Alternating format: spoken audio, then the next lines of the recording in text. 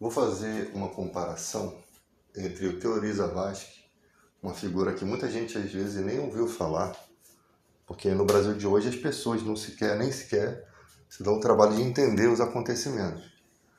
O Theori Zavascki, ele era o relator da Lava Jato e ele morre, né, em um momento da história em que ele ia começar a liberar ali os investigadores, né, para poder buscar corrupções.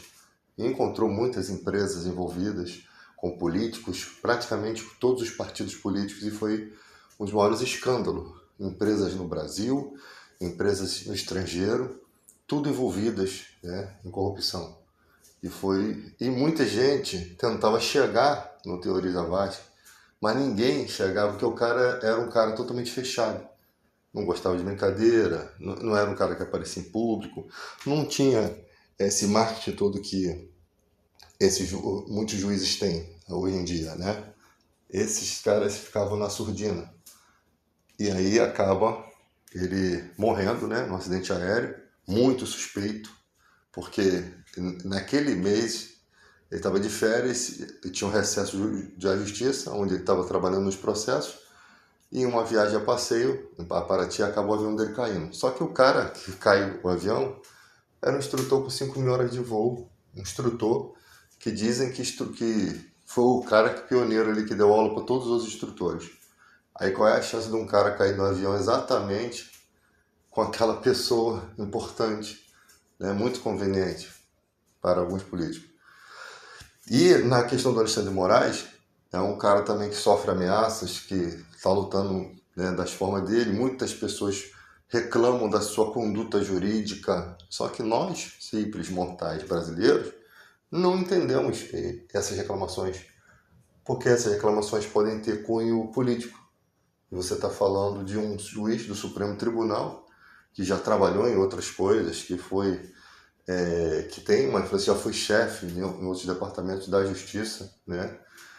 E você não está falando de qualquer pessoa quando você fala de um juiz do STF. Você não está falando de qualquer pessoa, você está falando de pessoas estudadas. Então, só juristas, pessoas desprendidas desse cenário político, que sabem as falcatruas do Brasil, que entendem da política brasileira, pode nos dar certas respostas. E nesse meio tempo, sabendo que o povo brasileiro não tem esse entendimento, que surgem os jornalistas, os youtubers, os influenciadores digital, né? Pessoas que estão adquirindo patrimônios que empresários levaram anos para ter, sabe? Pessoas estão adquirindo patrimônios fazendo nada praticamente. Só porque um dia colocou alguma coisa na internet legal, as pessoas gostaram e essa pessoa enriqueceu do nada. E tem um montão de pobre que quando tá lá em cima vira pobre de direita. É isso que eu tenho visto. O cara vem de suas origens, esquece que um dia foi pobre, né? E ali ele começa no círculo dos ricos. Então ele está num momento de transição. E o coração é pobre ainda, mas a alma é pobre e o corpo é rico. Então, você tem esse tipo de situação aqui no Brasil. E aí surge uma jornalista que fala sobre a esposa e 2 dos 3 filhos de Alexandre de Moraes envolvido,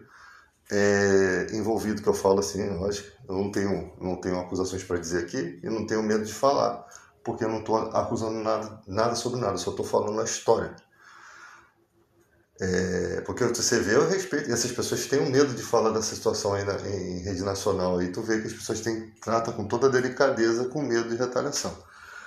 E aliás, eles têm um escritório, praticamente ela dizia, né?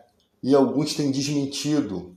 E ali tem gente dizendo que realmente tinha, mas parece que ela tinha um rascunho do cara lá, dono do Banco Master. E a partir daquilo, né, colocou-se isso no ar. Então você tem a exposição de um juiz do STF, que muitos desejam que saia daquela posição, né? Posição de relatoria, posições assim. O cara tem ele tem todo o poder para botar alguém em coerção coercitiva, né? Botar a investigação sobre alguém, permitir um monte de série de investigação da Polícia Federal, né? A inteligência com todo o equipamento que tem sobre uma pessoa. Então, a justiça sempre vai ser o horror da corrupção. Sempre vai ser. Porque dos três poderes, ela sempre vai ser a que tem maior poder. Isso é nítido. Porque ela julga tudo. Ela é a guarda da Constituição. Entende? E aí, o que acontece? Num cenário em que o povo brasileiro não sabe o que é governo do Estado, governo federal, nem prefeitura, você não sabe a quem você culpar, né? Ah, o hospital está tudo ruim, mas qual é o hospital? É municipal ou estadual? Você tem que saber se a culpa é do prefeito ou do governador. E o brasileiro não entende isso. A culpa é do Paz, a culpa é do outro lá. A culpa é do Pezão. Então, o Pezão tá nem aí mais. Aí, então acontece esse tipo de situação e ali bota ali o valor, 126 milhões por ano. E tu vê que os repórteres, eles têm um valor de 3,5 milhões por mês. Mas eles ficam batendo na tecla de 126 milhões para que o que importa é o que a população, como a população vê a informação. E não como ela é na realidade. Porque eles querem causar um impacto sobre aquela informação para vender notícia, para divulgar e às vezes até para alfinetar. E ali o cara, 126 milhões brasileiro, né? É dinheiro pra caramba, realmente estranho. Mas é por ano, tá? Se eu falar assim, que você recebe 22 mil para o trabalhador comum por ano. Não passa nem o teto do imposto de renda. Mas por mês você recebe o salário mínimo. É tipo isso. Mas eles falam com muita ênfase não vou fazer rodeio aqui não, e que isso tem um impacto grande. E aí a população já está contaminada, né? E aí já liga o STF ao governo Lula. Já é tudo, o intuito é esse, tá? O Lula tá lá quietinho, não tem nada a ver com a história, mas não, que quem botou o cara lá. E quando você nem tem que estudar a história do judiciário para saber quem colocou. Porque tem gente do governo Dilma, tem gente do governo Temer, tem gente... Quando é do governo Dilma já soma com o do Lula, né? Quando é do Temer parece que também querem somar, porque eram partidos ligados ao governo, né? Quando os partidos foram presos, né, junto com o PT, o governo estava junto, porque tinha partido de direita, partido de centro, junto com o da esquerda. Mas a maioria dos partidos políticos estava envolvido, mas pegam sempre as lideranças. E o PT é a liderança da esquerda, é muito forte. Então sempre vão tentar destruir o lado mais forte. Esse ano, o cenário político está totalmente de direita. Totalmente. Absurdo. Tem questão de vereadores com 52 mil de direita e 6 mil de esquerda. Isso se repete por duas situações. Deputado federal e o outro. 27 dos 29 senadores, não lembro bem. 23 é de direita e 4 de esquerda. Então tá surpreendentemente grande. Mas como então o cara consegue governar? Ele consegue porque ele está com a máquina na mão. Então vai liberando emendas daqui, jogo político, permitindo coisas para poder governar, para poder aprovar seus projetos, melhorar a questão da reforma tributária, colocar um imposto único, melhorar a questão tributária do país. Só que o brasileiro não entende lufas disso. Então, vira e mexe, vem alguém e coloca uma notícia que aterroriza. Você que faz essa movimentação no Pix, cuidado! Tá? Aí a pessoa já entra em desespero. Aí a pessoa não sabe o que é ter uma isenção até 5 mil reais, que o governo lhe beneficiou. Não sabe que o cara que é MEI tem isenção acima de 15, empresas acima de 30 mil. Não sabe que tudo ali que ela faz, que ela recebe, ela tem que declarar para o imposto de renda, mostrar para o imposto de renda de onde veio aquele dinheiro, né? Porque o brasileiro não foi acostumado a fazer imposto de renda, sempre declarou isento. E quando surgiram essas ferramentas online, essas ferramentas que facilitam, né, o Pix, né, as pessoas não entendem bem. Então é um prato cheio para os influenciadores do mal, que ganham dinheiro para poder desgastar a imagem de alguém. Essa é a realidade nua e crua do que nós vemos nos dias de hoje. Então, quando você vai apurar, a esposa do Alexandre de Moraes tem um contrato? Vamos supor que sim. Parece que sim? Parece. Está parecendo que realmente tinha. Qual é o problema disso? Ela tem um escritório, que ela trabalha com CEO de empresa, só que essa empresa teve um problema, esse banco teve um problema gravíssimo. Descobriu-se que o banco ele usava de mentiras, né, para poder mostrar que realmente era um banco, né, extraordinário, para que tivesse investidores e daqui a pouco esse banco ia quebrar, né? Só que os suportes que esse banco recebia eram de bancos ligados a políticos, né? E esses políticos, quando o banco ia quebrar, eles vinham e ofereciam dinheiro, 2 bilhões pelo banco. Ninguém queria comprar aquilo ali, mas eles tinham interesse. Por quê?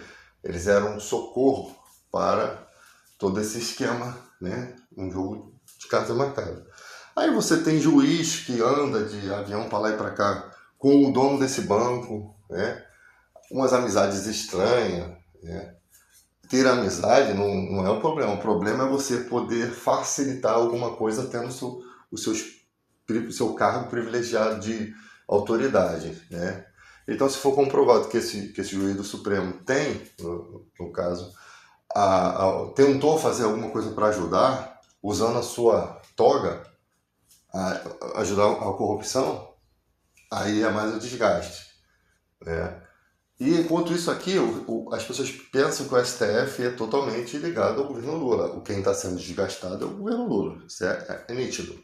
Tá? Estou aqui tomando partido de ninguém. Embora eu seja de esquerda, né? Embora eu seja de esquerda, vocês estão vendo pela minha narrativa, lógico, eu sou de esquerda. Eu não me envergonho disso. Mas eu sei muito bem analisar os fatos.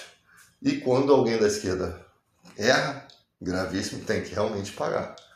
Se tiver escândalo envolvendo ali alguma lavagem de dinheiro, tem que ser punido. Para mim, não importa se é esquerda ou direita, né? Embora meu posicionamento seja de esquerda, não importa para mim. Mas a questão é que não pode desgastar uma coisa que não da forma como fazem.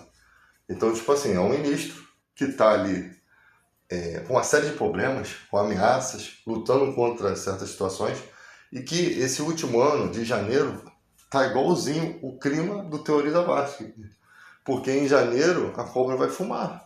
É o último ano de eleição, a direita está praticamente no poder, mas quem está com a máquina é a esquerda. Então você vai ver situações acontecendo, até porque o país passou por uma tentativa de golpe. Isso é nítido para quem é jurista, para quem é advogado sério, né? Passou por uma tentativa de golpe envolvendo forças armadas. Não foi um alarido. Houve ameaças, houve coisas. Alguns juram de pé junto, assim como juram de pé junto que não existiu uma ditadura no Brasil que durou 29 anos, com a ajuda dos Estados Unidos, que sempre faz isso. Está fazendo com a Venezuela aí, ó, tentando tomar a Venezuela na cara dura. Então, percebe-se que esse último ano tem muita coisa enterrada. Já foi o escândalo do INSS, aonde o governo está gastando um dinheiro para devolver essa grana, né? Se você ninguém para apurar os fatos para saber de fato quem eram os responsáveis, isso surge lá no governo Bolsonaro, mas ninguém de fato esmiuça isso de forma categórica para mostrar quem são os culpados, até porque ainda não descobriu isso tudo. Mas tem sindicatos e associações envolvidas nessa recepção de dinheiro. E tem gente passando vergonha. Como é que será comprar 2 Mustang elétricos? Tem gente passando vergonha geral. Só que o povo brasileiro, nessa escala 6x1, não acompanha essas histórias. Então eles ficam alienados ali, perdidos no tempo, porque muita gente não se interessa em política, muita gente se interessa de forma superficial e muita gente não sabe do que está falando, tipo eu. A gente é curioso, né? A gente é curioso, a gente vai pesquisando e vai tendo essas informações. E é importante você saber um pouco do que rola no seu país, né? Então, na hora que você der o seu voto ser sagrado, né? Não ser um voto naquele que vai acabar com a nação que seus filhos e seus netos precisam ter no futuro, né? Então negam de pé junto, cara. 20, parece que é 29 anos de ditadura, negam, né? E ali você tem ali um escritório de advocacia com esses valores todos. Vocês precisam saber que advogados nesse nível, CEO, né, nível de empresários, eles recebem muito dinheiro. Isso é óbvio. Um advogado criminalista, e essas redes de advogados também defendem questões criminais, quando o cara comete uma agressão verbal, é preconceituoso, eles defendem tudo. Um advogado aqui fora, para defender causas criminais, tem gente que dá chave de apartamento. carro, casa de praia para poder ser defendido, entende? Então os caras ganham muito dinheiro. Então você não pode achar que esses 3 milhões e meio é muita grana quando se trata de CEOs de empresa, CEO de empresa, né? Pessoas do alto escalão de uma empresa. Você é um escritório e você tem funcionários nesse escritório. Você acha que o juiz do STF, por exemplo, ele vai julgar lá uma causa com 10 mil páginas? Você acha que é ele que lê tudo isso? Ele tem os seus assessores para fazer esse trabalho. Outros juízes, né, que são especialistas nisso, que vão dar o parecer e depois ele vai examinar. Na época do Teori Zavascki, quando ele morre, quem fosse assumir o cargo dele na relatoria teria que estudar todo o processo, teria que pegar a sua equipe e estudar tudo. No caso, seria a própria equipe do Teori, né? E talvez outras pessoas de confiança que o cara ia botar. E vai estudar todos os processos. Então demora tempo. E tempo, você vê que na época do Teori Zavascki, já começaram a se blindar. Os caras, eles é como o lobo mau que nem consegue se disfarçar, fica calmo do lado de fora. Eles instantaneamente começaram a blindar-se, porque eles sabiam pelo que havia de vir. E exatamente é o que está acontecendo na história hoje. Querendo blindar-se a qualquer custo, mas não tem pra onde correr. É como o diabo fugindo da cruz. Não tem pra onde correr. Não tem pra onde correr. Por quê? Porque os caras... A Polícia Federal, ela vem devagarinho. Ela faz o cara sangrar antes de eliminar. Ela vem com uma causa aqui e deixa o advogado do cara perder todo o tempo ali. Tentando, não, o que vocês estão falando e tal, isso não tá certo e tal. Gastou o tempo. O cara tá ali suando, ai, consegui, graças a Deus meu advogado foi bom. Depois ele vem com as bombas todas. O advogado já tá cansado, com a mente bagunçada, ele nem sabe de onde vem o tiro, mano. E é assim que funciona. Eles não são bobos, não. Eles prendem os outros em data de aniversário de filho, em final de ano. Eles fazem assim, eles dão aquela machucadinha de leve. Porque criminoso não tem que ter regalia, não, tá? Embora no Brasil tenha. Mas é assim que a Polícia Federal funciona. Então, quando ele vem com uma coisa, pode contar que tem muita coisa sobre aquilo ali. Não é um só escândalo. E parece que existem políticos que sabem das tretas todas, mas seguram para o momento oportuno. É aquela carta na manga. A famosa carta na manga. Eu vou usar no momento adequado. Porque não adianta se desgastar por isso agora. E aí, quando alguém tenta provar alguma coisa e não consegue, aquele cara está impedindo, aparece logo um primo do cara envolvido com drogas. É sempre assim, você pode perceber. O Brasil é assim, cara, é ridículo, é na cara, assim, na cara dura. Eles sabem tudo. Se eles botassem tudo em prato limpo, acho que 80% de Brasil acabava. Com um monte de parente na cadeia, a gente não vai ter lugar para cadeia, a gente vai ter que fazer cadeia para botar só os políticos. Presídios federais. Sem direito a celular, né? Quantos cadeia que tem a internet e antena de celular é sinal de que não temos força nenhuma aqui. Então, é o tropa de elite sendo contado na realidade, né? A vida na favela, no morro, a segurança depende das malevolências, né? Do lado bom, supostamente bom, com o lado mal, né? Um pacto.